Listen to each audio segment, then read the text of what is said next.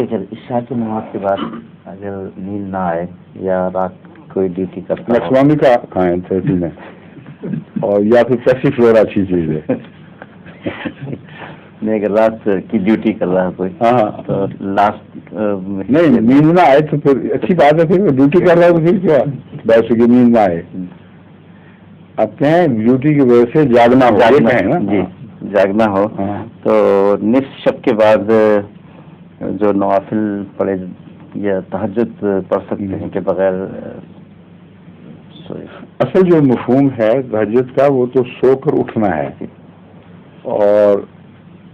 تتجافی جنوبہم عن المضاجع یہ مضمون ہے جو قرآن شریف نے بیان کیا ہے کہ اللہ کی محبت میں ان کے بستروں کی نرمیاں اور گرمیوں کو چھوڑ کر ان کے کندھے الگ ہو جاتے ہیں. تو تہجد میں کا مطلب بھی کوشش کرنا ہے، اصل میں جد و جہد کرنا ہے. ایسے وقت میں جب نیند کا غلبہ ہو، آرام کے لیے انسان ترس رہا ہو، تھکا ہوا آدمی آدھے رات کو پھر بھی اٹھتا ہے، تو جو کوشش کر کے اس کو اٹھنا پڑتا ہے یہ تہجد ہے.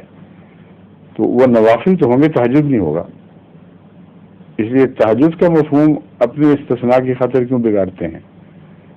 اس کو آپ یہ کہیں صبح کے وقت تہجد کے وقت میں نے نوافل ادا کیے، لیکن چونکہ تہجد کا مضمون شامل نہیں ہے اسے آپ تہجد نہیں کہہ سکتے. ظہور